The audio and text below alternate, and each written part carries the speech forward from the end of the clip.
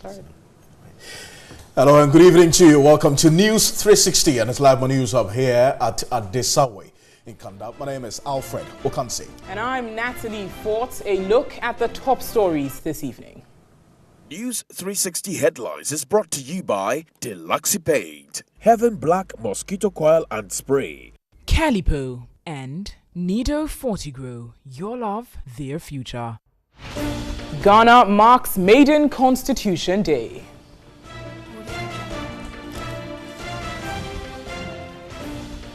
Policy and governance experts express views on the Akufo-Addo-led administration's first 2 years in office.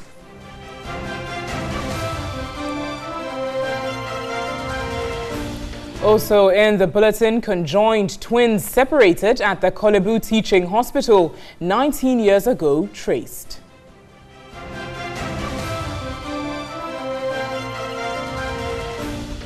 And in business now, President of World Bank, Jim Yong Kim, resigns.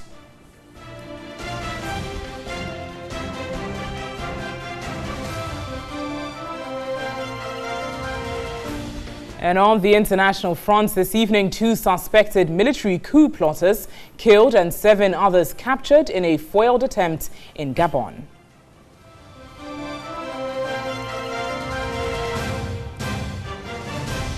Stay with us here on News 360 for the details of these stories and much more news. You could watch this bulletin on DSTV channel 279 and all across the world on 3news.com. Absolutely.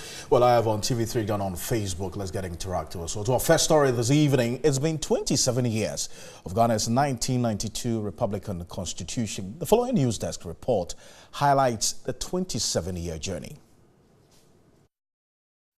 The 1992 Constitution of the Republic of Ghana that came into effect on January 7, 1993 provided a basic charter for the country's 4th attempt to Republican democratic government since independence in 1957. The document also reflected the lessons drawn from the abrogated constitutions of 1957, 1960, 1969 and 1979, and it incorporated provisions and institutions drawn from British and United States constitutional models.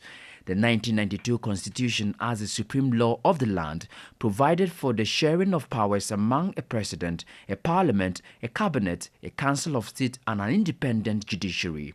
However, 27 years on after the Constitution came into being, it is yet to go through any successful amendment despite several calls from legal practitioners and some civil society groups. In January 2010, the then President, late Professor John Evans Atamils, set a 10-member Constitutional Review Commission chaired by Professor Albert K. Fiajoto to make changes in the Constitution.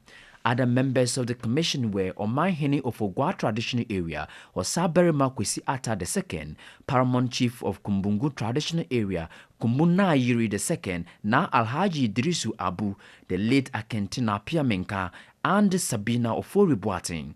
The commission was tasked, among others, to ascertain the views of Ghanaians on the operation of the 1992 Constitution and help identify the strengths and weaknesses of the document, articulate the concerns of the people of Ghana as regards the amendments that may be required for a comprehensive review of the 1992 Constitution, and make recommendations to the government for consideration and provide a draft bill for possible amendments. After conducting a consultative review with stakeholders and Ghanaians, it finally presented its report to the President on December 11, 2011. Key recommendations made by the Commission include an amendment to include an entrenched provision for the development of a National Development Plan of Ghana, which must be strategic, long-term and comprehensive.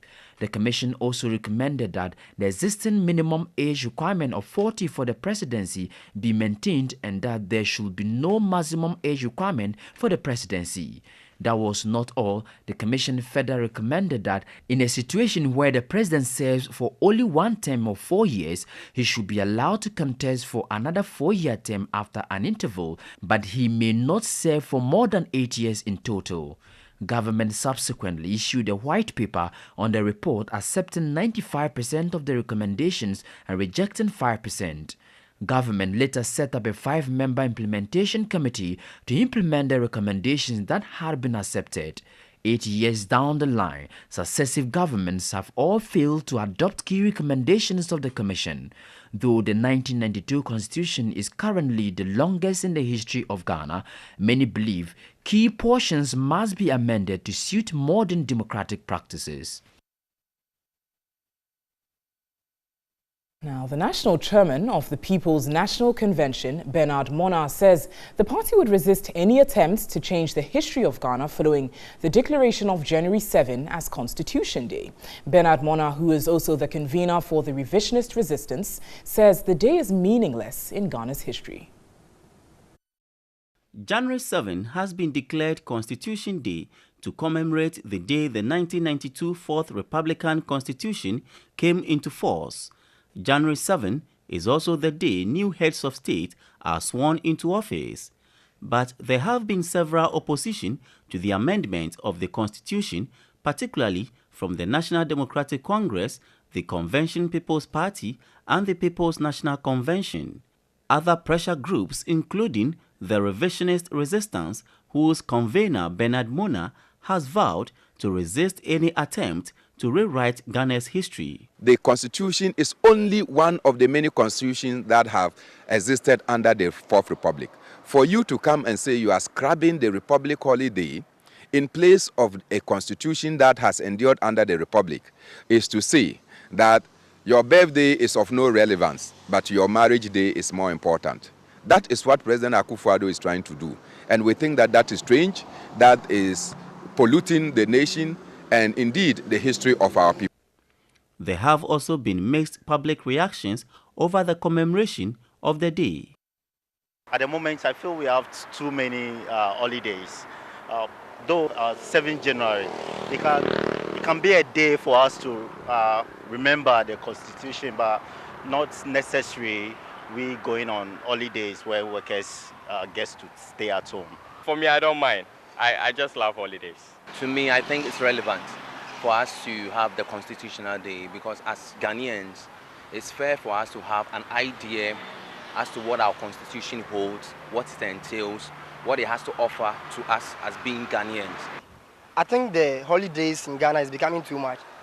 And I don't know how come the parliamentarians, allowed that day to be observed as a Constitutional Day or whatever. I don't see the relevance in the nation or the economy. I don't think it's too much of importance. Like, why should we have a holiday because of a constitution? We have so many holidays already, so I don't think it's relevant to me. It's necessary because that's what is being said, so we have to observe it.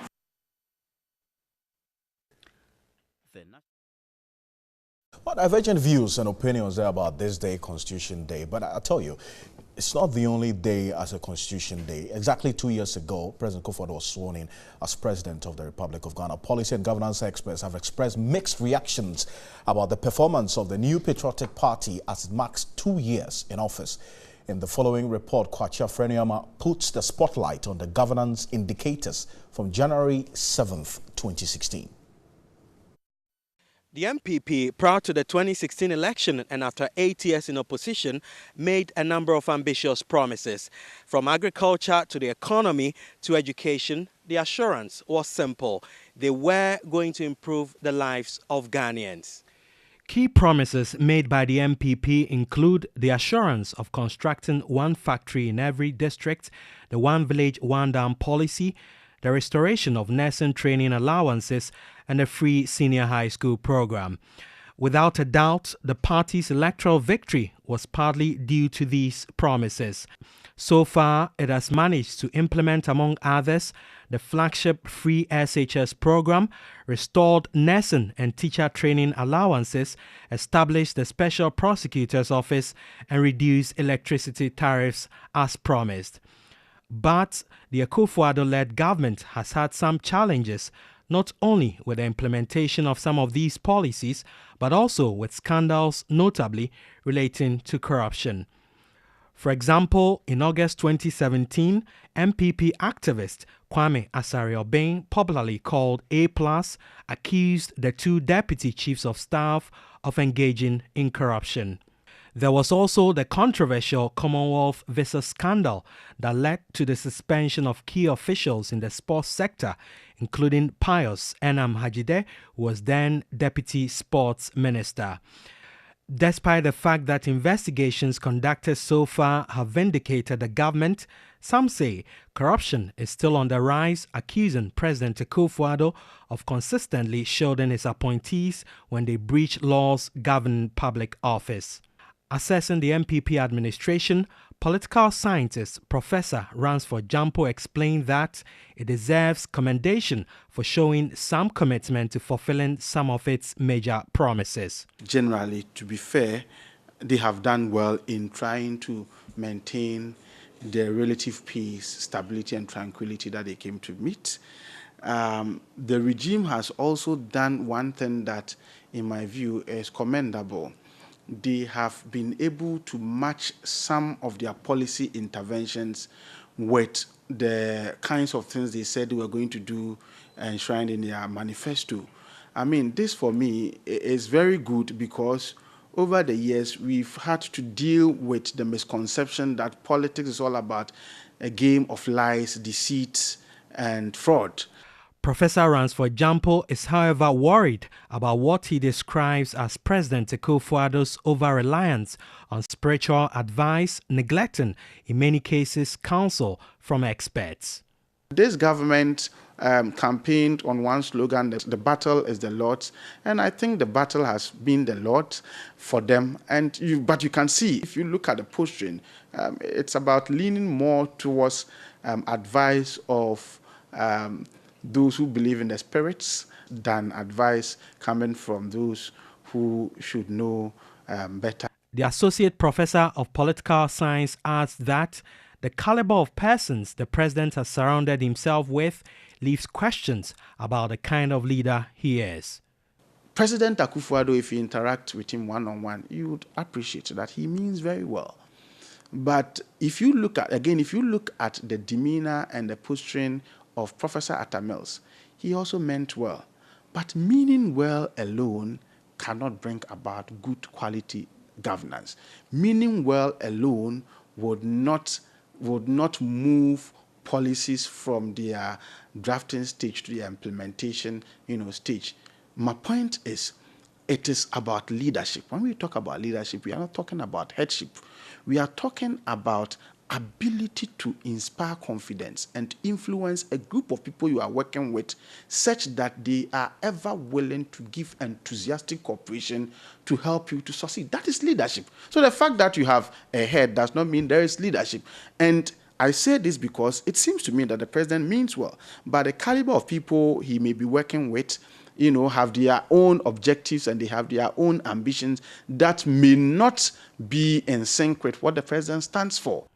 Rating the government 50% for its performance in the last 2 years, he opines that it needs to do more if it wants to stay in power for at least 4 more years. Whether it is going to remain in power after 2020 election or is going to be exited, is contingent on its performance in 2019. 2019, in my view, is very crucial for the government. The MPP, based on its ideology, is a capitalist party. Capitalism focuses on private sector-controlled economy. Despite its ideological leanings, the party has focused on a number of social intervention policies and programs that would typically be associated with a socialist government. The restoration of nursing and teacher training allowances is a case in point. Another example is a free SHS program.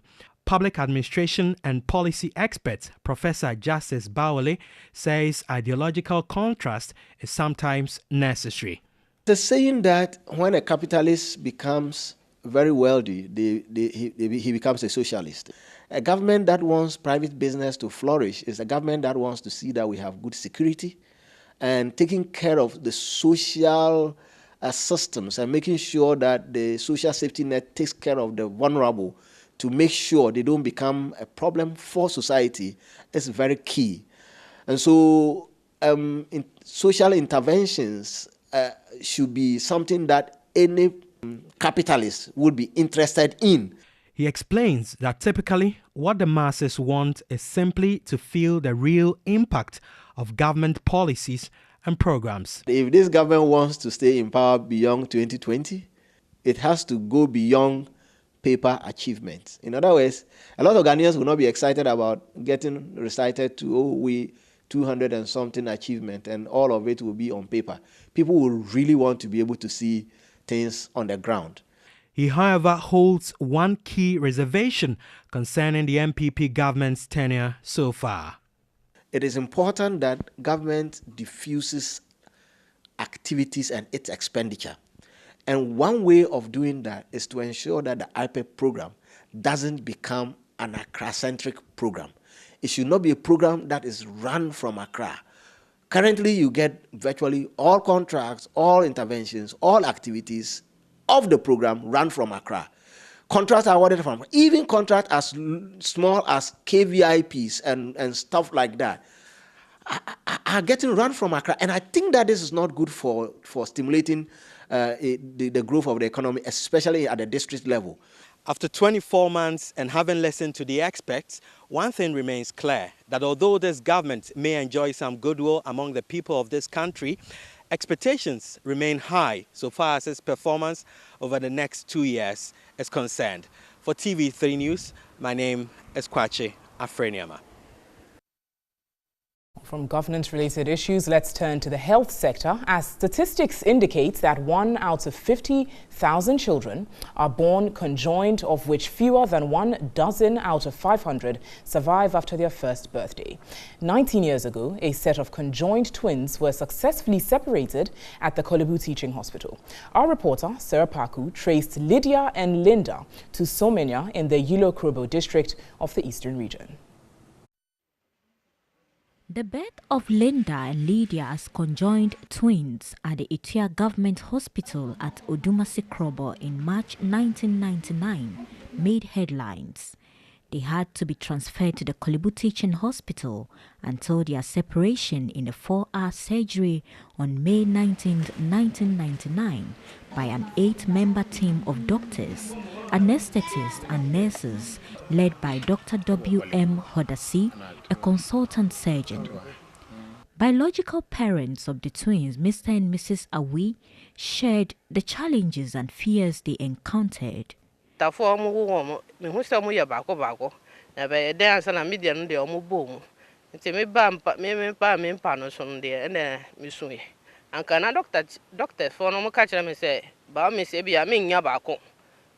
know twins coming too, but mine was joined.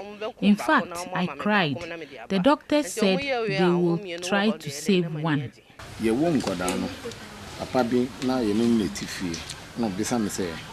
When the girls were delivered, 2 neighbors came to advise us that we either dash them to the government or ask the doctors to kill them.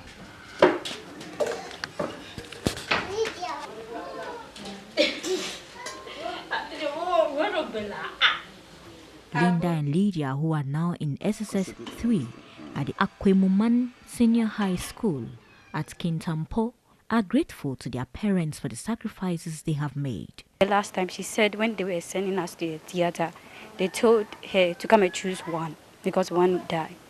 The one that she chooses, that's the one that will save their life. But so she knelt down.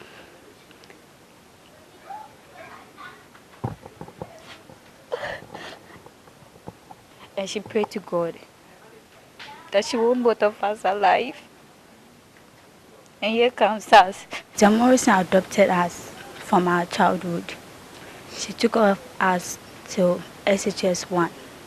Something happened and she asked Mommy and Daddy to come for us. Mommy have to go for loan to take her and Lydia to school. Then sometimes she even find it difficult to get money to pay them back. Statistics indicate that 1 child in 50,000 is born conjoined. About 500 of such babies are known to have survived their first year, and fewer than a dozen are alive. Currently, cost of the surgery in Ghana ranges from 7,000 cedis, depending on the parts joined. Though a number of surgeries on Siamese twins have been performed in the country after that of Lydia and Linda, the ones which were unsuccessful surpassed the success stories. Head pediatric surgeon and member of the surgical team 19 years ago, Dr. Apiedu Mensah explained why most of the babies die after separation. Surgery itself is complex, but some of them may be such that their survival to withstand surgery becomes problematic. You need to find ways of keeping them alive till they can withstand the stress of surgeries. For example, if you have the two hearts joined, and you find out that if you are going to separate one, you may not be able to divide the heart into two, the separate parts. So you may end up having to give some part of the heart to one or more of the heart to one than the other, and therefore it's difficult to save both. He said lack of neonatal ventilators impedes surgical care in the country. In Ghana here, we are still improving our technology. I don't think I can say that we are at the stage where we could give the best technologically to our children. We still are on the way.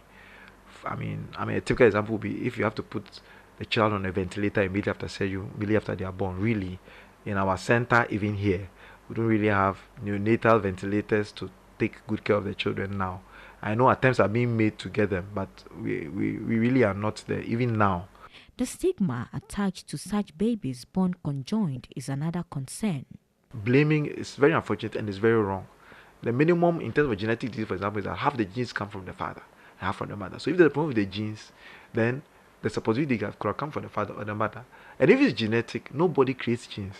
So even that, the fact that the genes came from me doesn't mean I'm to blame. And so we need to be very careful about that. So, no matter the deformity you find on your newly born baby, there is hope for its survival. For TV3 News, Sarah Paku, Somanya.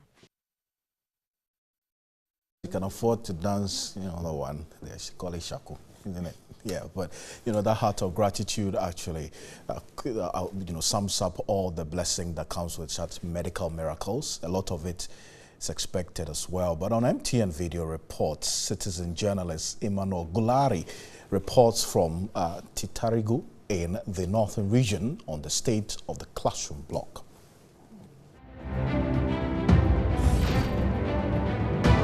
This is a school to 264 voters, yet they have no building for their children. So if at least a voter has a child, so we can talk about 264 children in this community that cannot have access to education. So if they could give them a polling station voting, what is preventing the government of Ghana from giving them a school too? This is the state of their school. And I have an interest in reporting this because if there is a polling station giving and there is no school giving, you're only asking the people to vote, but their children don't matter in terms of education. So we are calling for attention for this community, Titarga in East Mamprisi municipality in the northern region. This is Emmanuel Gulari reporting live from Titarga in the East Mamprisi municipality. Clear frustration there. You can also send your video report via WhatsApp number 055 1433 044.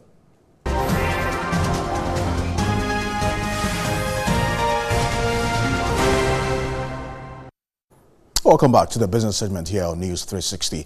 I was going to international business. That's where we start off with, because the World Bank president, Jim Yong Kim, has made a surprise announcement that he's stepping down after 6 years in the post. His resignation will take effect from February 1. Kim, 59, was not due to leave until 2022 after he was re-elected for a second 5-year term in 2017. He will join a firm and focus on increasing infrastructure investments in developing countries, the World Bank said.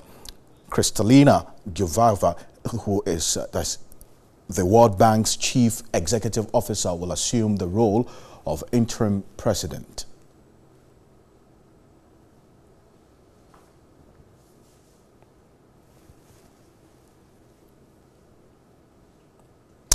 Keeping an eye on that, but as country senior partner at PricewaterhouseCoopers Ghana, Vish Ashiagbo, says the inefficiencies in the economy can be effectively addressed with the employment of the right technology.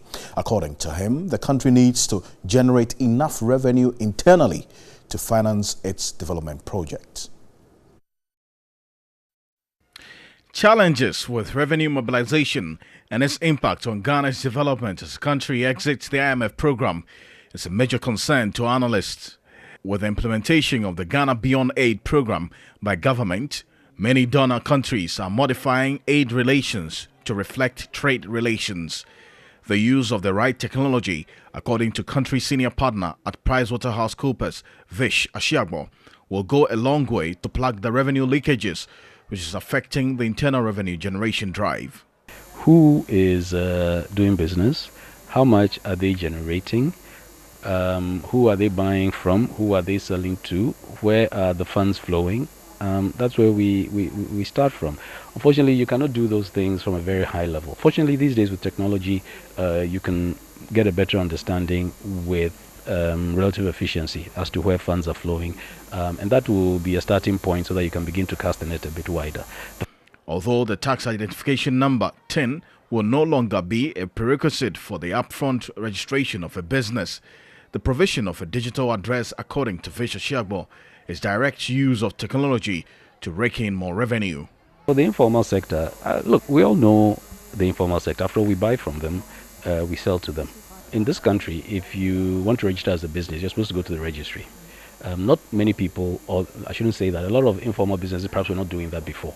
Now with the need for tax identification numbers, etc., maybe it will spur people on to do the right thing, be registered, and therefore you can be identified, and therefore you can now contribute your fair share. So it's a whole process change that needs to take place. He said government must continue implementing strategic measures to build a soft infrastructure to ensure the broadening of the tax base. Tesla boss Elon Musk has broken ground at a new factory in Shanghai, and that's the electric car maker's first manufacturing plant outside the U.S. The facility would produce Model 3 and Model Y cars as it pushes to grow its presence in the world's largest car market. The American automaker faces rising competition from local rivals in China, but a new factory would help Tesla avoid U.S. tariffs on car imports into the country. In a series of tweets on Monday, Musk said plants would build affordable versions of the Tesla Model 3, the car maker's mass market vehicle, and its proposed Model Y for the Greater China region.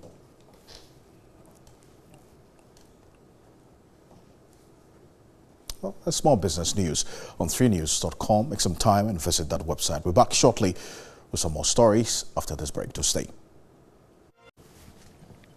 Welcome to Entertainment News on NEWS360. The VGMAs is upon us again. Nominations for the 20th edition of the Vodafone Ghana Music Awards have been opened, and the awards came. A statement signed by the Public Relations Officer George Quay asked interested stakeholders to pick nomination forms from the offices of Charterhouse Productions Limited, as well as from its partner radio and TV stations. Musicians and other music industry practitioners have been entreated to submit entries in the various categories from January 1 to December 31, 2018 from this year's edition of the awards. The VGMAs seeks to recognize and celebrate hard work and dedication of players in the music industry.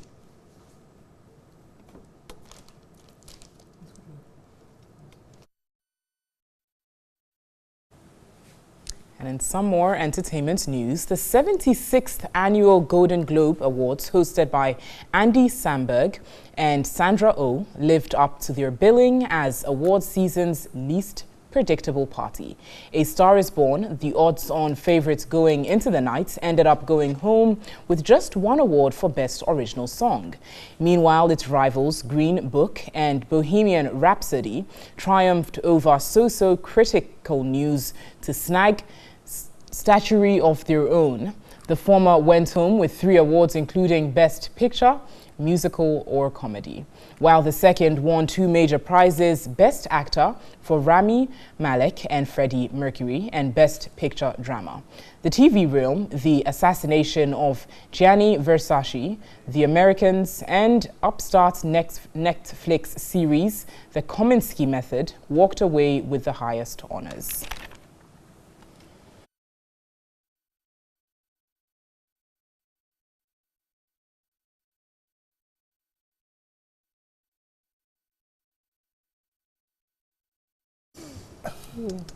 Yeah, I mean, movie lovers out there. Absolutely. Yes. I mean, I shy away from the Golden Globe. Let's talk VGM. It's more contextual. Yeah, absolutely. You know, Kwame Eugene, you know, for Artist of the Year.